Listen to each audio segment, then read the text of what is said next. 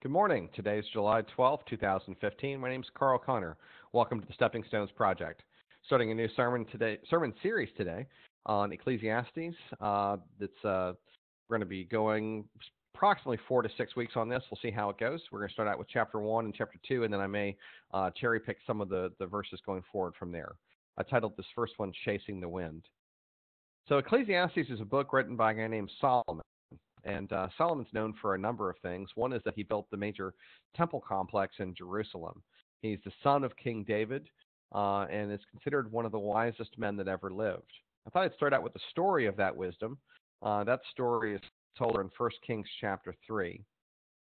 Solomon made a marriage alliance with Pharaoh, king of Egypt. He took Pharaoh's daughter and brought her into the city of David until he had finished building his own house and the house of the Lord and the wall around Jerusalem. The people were sacrificing at the high places, however, because no house had yet been built for the name of the Lord. Solomon loved the Lord, walked in the statutes of David his father, only he sacrificed and made offerings at the high places. And the king went to Gibeon to sacrifice there, for that was the high place. Solomon used to offer 1,000 burnt offerings at that altar. At Gibeon, the Lord appeared to Solomon in a dream by night, and God said, "Ask what I shall give you." And Solomon said, "You have shown great and steadfast love to your servant David, my father, because he walked before you in faithfulness and righteousness and in uprightness of heart towards you. And you have kept for him this great and steadfast love and have given him a son to sit on his throne this day. And now, O Lord my God, you have made your servant king in place of David, my father, although I am but a little child. You do not know, I do not know how to go out or come in. And your servant is in the midst of your people, whom you have chosen, a great people, too many to be numbered or counted for multitude.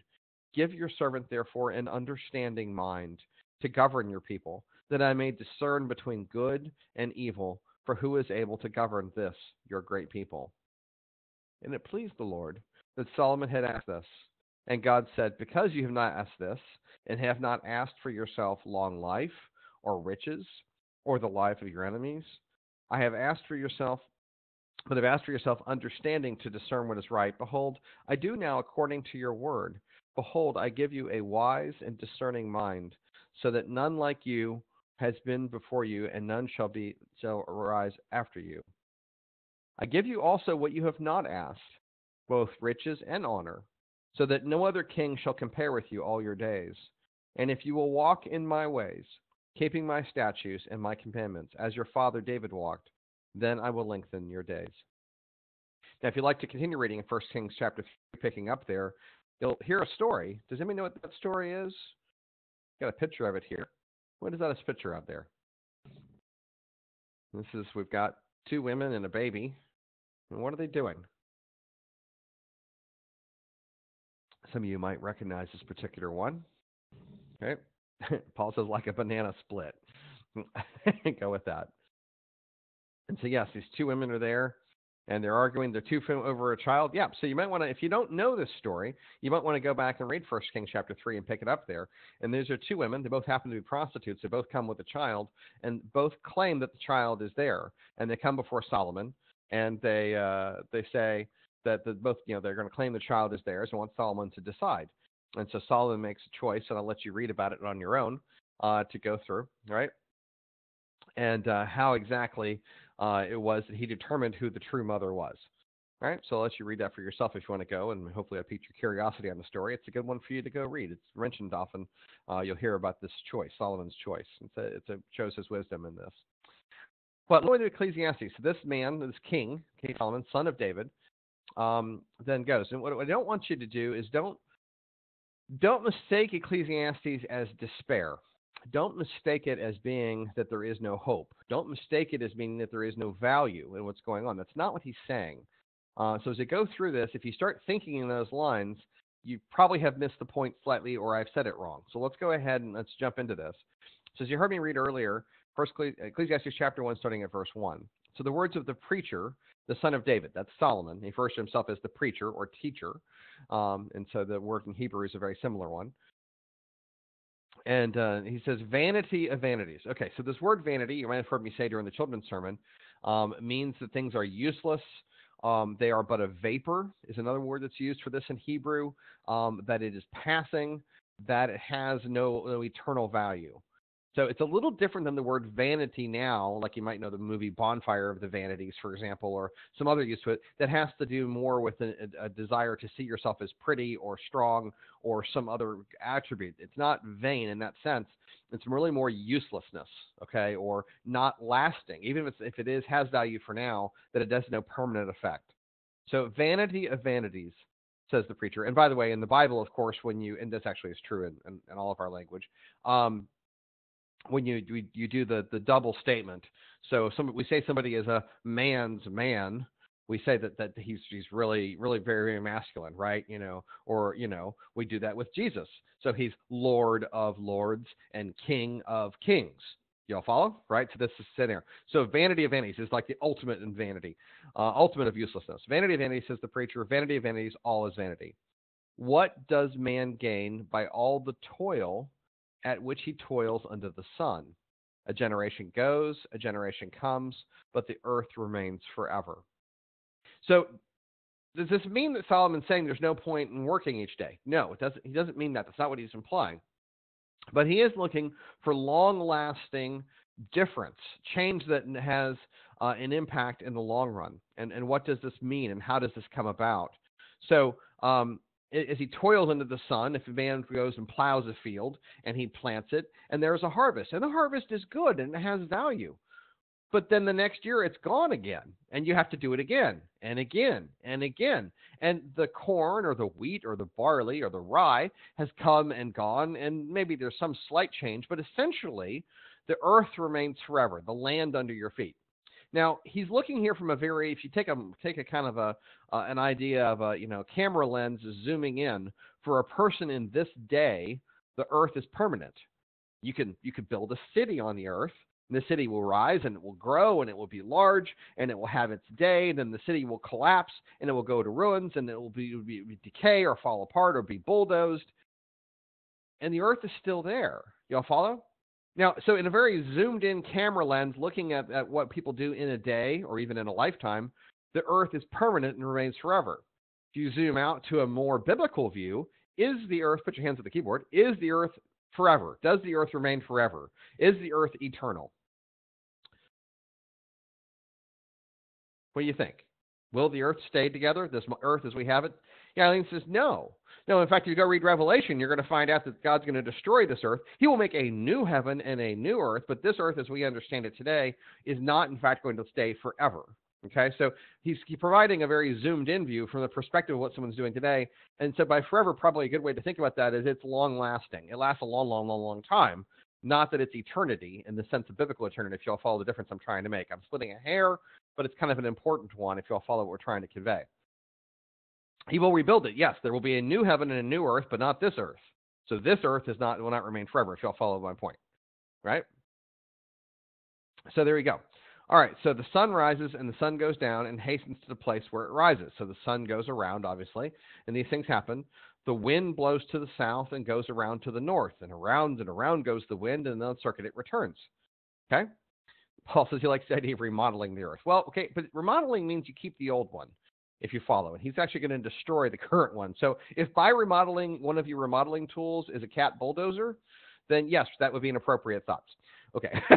if you want to remodel the kitchen and you start by knocking down the house, that would be a good way of thinking about it. So there you go. So heavy extractor, go with that. Use a heavy extractor to remodel that. That was your dad's approach, sure, he says. Yes, because whenever when people would leave the house, they come back to the house, they would find that a wall had been knocked down or a new one added because he got bored that day and had some sheetrock and decided he's just going to remodel that. Yes, that was remodeling for Ed Schmidt. You're absolutely correct. But back to this, the wind. So this idea of the wind is going to occur throughout Ecclesiastes. It's an important one for you to note. So the wind blows to the south, goes around to the north, around goes the wind, and the circuits it returns. So that was the prevailing wind that's there. In the United States, we would say the wind blows from the west, because that's our prevailing wind. And it goes around, and someday when the wind blows over, from the west and comes across to here on the east where I am, and it continues on, it's going to come back around someday. the wind is going to circle back around. And so it just goes on and on in a cycle. And so this is his first argument, is that even with all the effort that we do, the forces of nature are just going to continue and continue and continue. And in fact, they don't seem to change. Verse 7 continues that idea. All the streams run to the sea, but the sea is not full. To the place where the streams flow, there they flow again. So how does that work? Well, if you were to go ask my daughter Sarah, she would tell you about the rain cycle, and water evaporates off the oceans, which makes clouds, which go over land, which cause rain, which fill springs, which create streams, which fill rivers, and they all come back again. Now, basically, this cycle has been going on a long, long time, and it will continue for a long, long time. And even though you watch this continual motion of the wind circulating around and the streams flowing down, the wind doesn't get done blowing, and the oceans don't get full.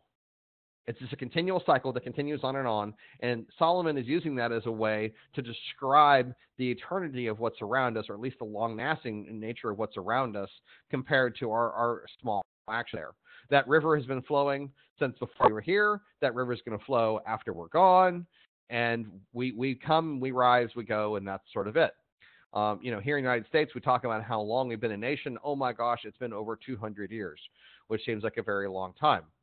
I think y'all heard me joke before when I was in England, and they shared with us, the Brits asked us if we knew the difference between an American and a Brit. And of course we said, no, what's the difference? And they would say that a Brit is someone who thinks driving 100 miles is a long distance. And an American is someone who thinks that 100 years is a long time. Right? Therein lies the nature between our countries. Well, in the same way, all of our things here that we have, he says in verse 8, all these things are full of weariness. A man cannot utter it. You can't talk about it. Things just go on and on and on and on. The eye is not satisfied with seeing. So you don't see something and go, yep, okay, I've seen it all. I don't need to see anything else. The ear is filled with, ear is filled with hearing. You don't hear a single song and go, okay, I've heard now, I'm done. What has been is what will be. So he's using this idea that stream is going to continue flowing. It's going to flow in the future. That wind is going to continue blowing and blow in the future. You're going to see things today. You're going to see things tomorrow. So what has been is what will be, and what has been done is what will be done. And there is nothing new under the sun. And this is fascinating when you talk about sin. Biblical sin in particular, people talk about all the time about how our world is, is corrupt and it's horrible and all these things are going on. And, oh my gosh, it's so different than it used to be. And okay, I'll grant you, there are some differences. But by and large, believe it or not, all the sins that are being done today have been done before. And pretty much all the things that have been done in terms of mankind, there have been evil times and good times, and they kind of go in cycles.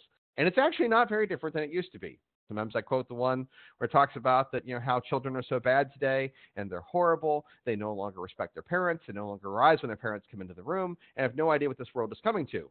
And that was Socrates in ancient Greece. Right. Okay. So as there's just more people to sin. Okay, you got me there. There are more people on the planet to sin.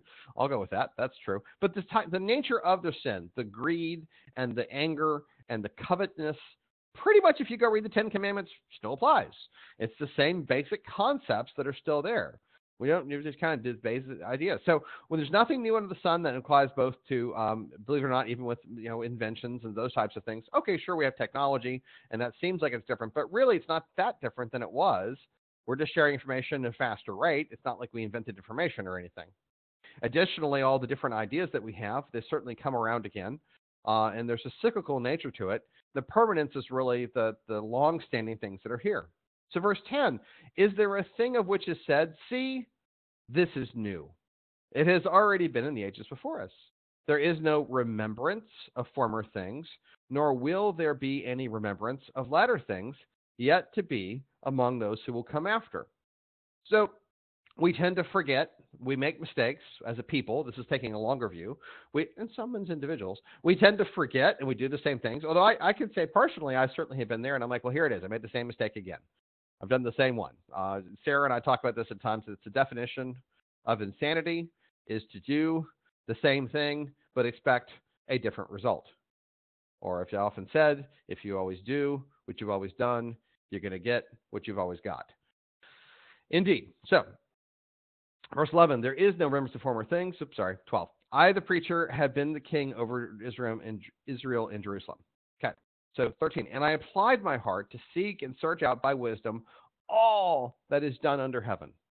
Solomon wanted to learn everything that is done because he's Solomon, and that's the way he is.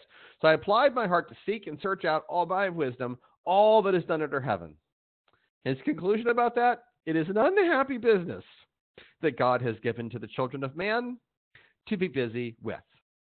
That we are busy little bees doing all kinds of little things that don't really make a difference in the eternity. Now, again, we're going to talk about doing Ecclesiastes things that do make a difference and things that are there. There's a lot of things that we do, and then they're simply gone, and they make a difference.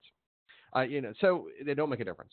So an interesting study I was reading recently had to do with if you went and you're going to pay people to do work, and what they used Legos, which I thought was kind of interesting.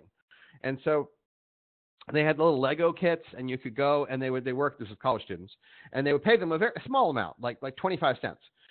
They go and they'd have them, and they would have this little group of Legos. This is your set number. This is the type of Legos you have, and then they would give them a series of pictures, and you could build any of these little things with this set of Legos, and we'll pay you a quarter, and you're allowed to continue building these things as long as you want.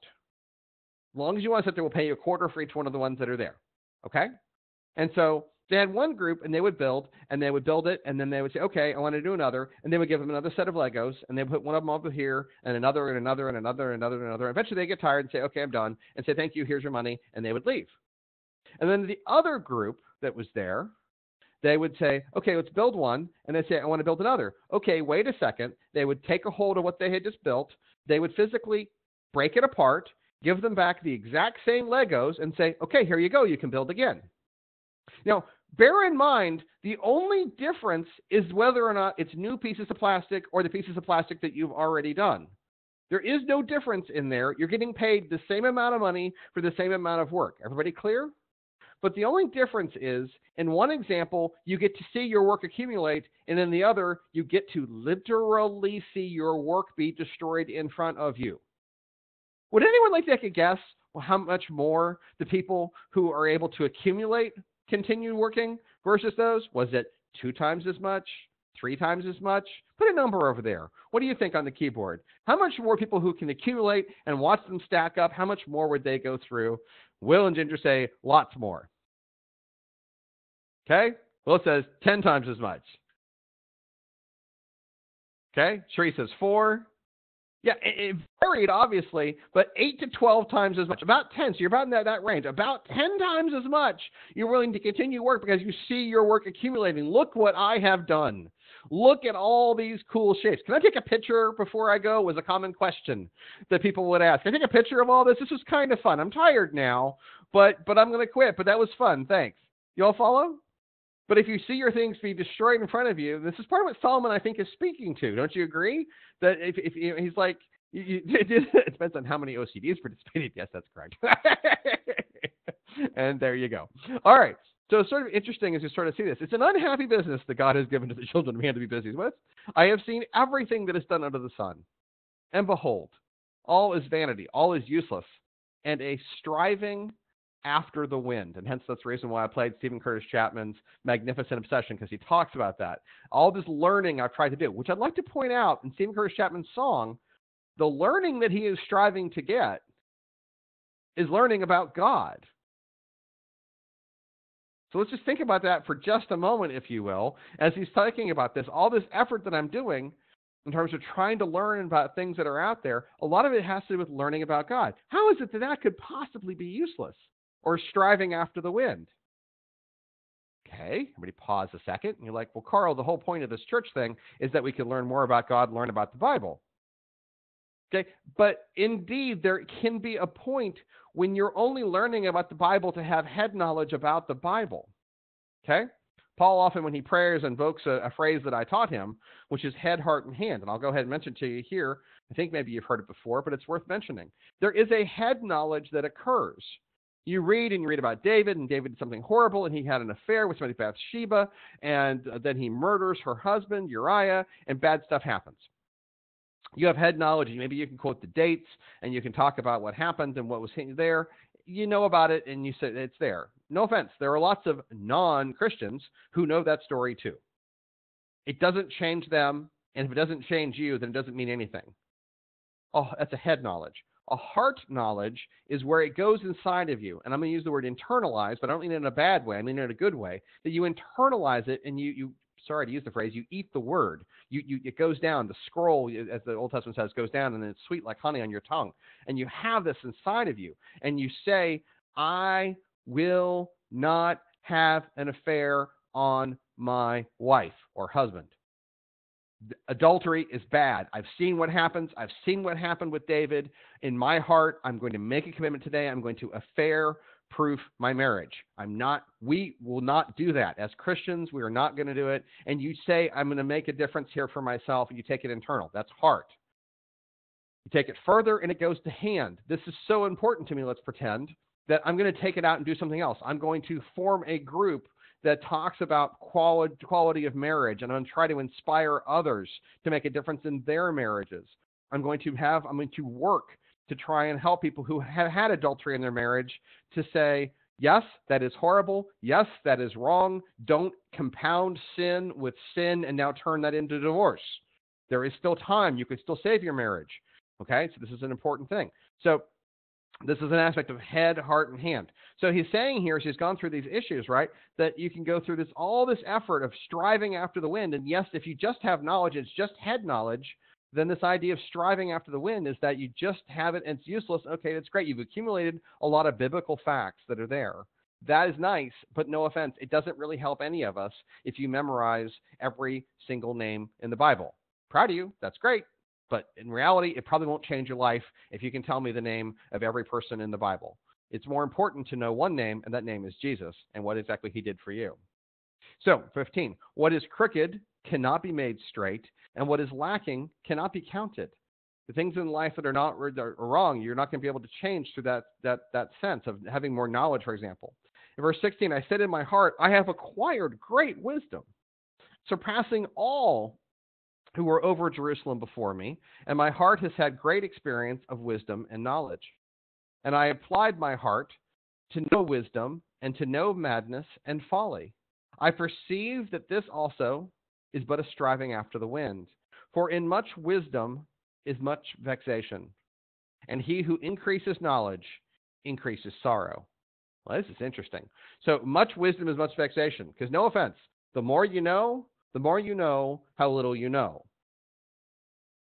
You get me? I mean, it's just one of those things, guys. The more you learn, the more you think there. Now, I'm not suggesting education is bad. Don't misunderstand me on that. But education for the sake of education don't get you anywhere. Okay? Same as biblical knowledge, as head knowledge doesn't help you any in terms of just memorizing facts. He who increases knowledge increases sorrow. If that knowledge is knowledge just for the sake of knowledge, just so you know it. We have a phrase, maybe you all know it. Don't be so heavenly conscious that you're no earthly good. If you know so much about everything that you can sit there and someone's trying to say, let's help this person over here. Well, first I want to talk to you about how this particular verb in the Hebrew speaks about this and blah, blah, blah, blah, blah. And like, can we forget the Hebrew and help the guy who's starving on the corner? Would that be okay? No offense.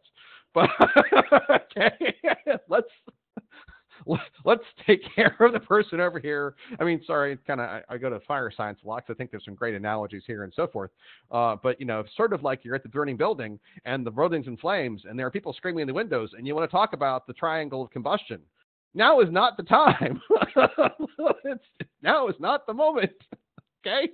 Now is the moment to get people out of the burning building and we can go to class later. All right, you get the idea. So there you go. All right, so some quick takeaways from Ecclesiastes chapter 1. Number 1, don't just do something, stand there. We often say this the other way, of course.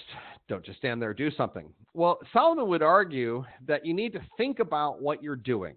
You need to think about what makes an eternal effect. And there are a whole lot of activities that are just doing something, and they're not actually meaning anything. And so there is a time to sit and actually ponder, and we'll talk about this more in the future chapters, and to be able to ponder what it is exactly that's going on. Verse 3 says, what does man gain by all the toil at which he toils under the sun?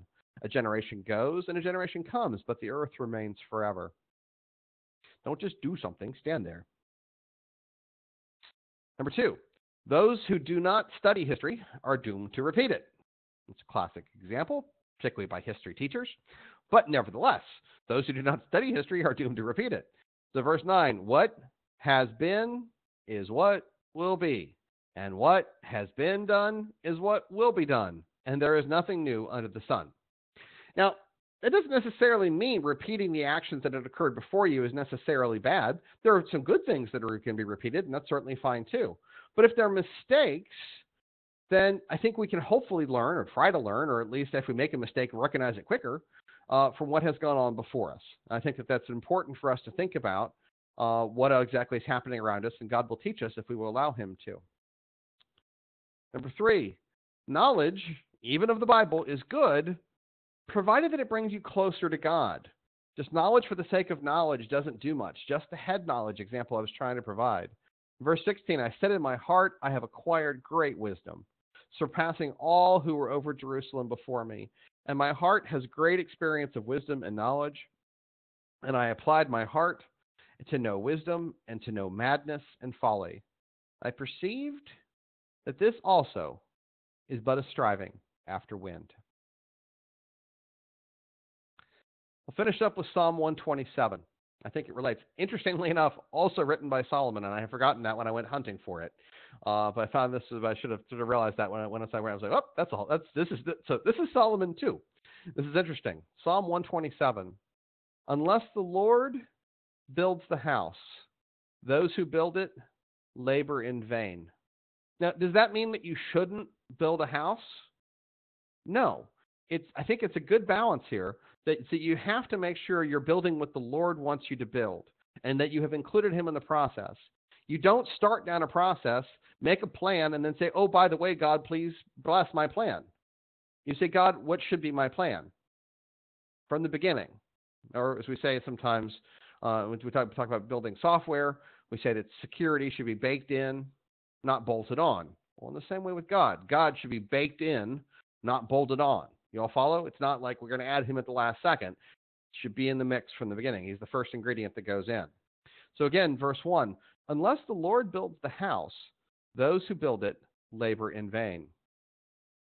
Unless the Lord watches over the city, the watchman stays awake in vain. It is vain that you rise up early and go late to rest, eating the bread of anxious toil, for he gives to his beloved sleep.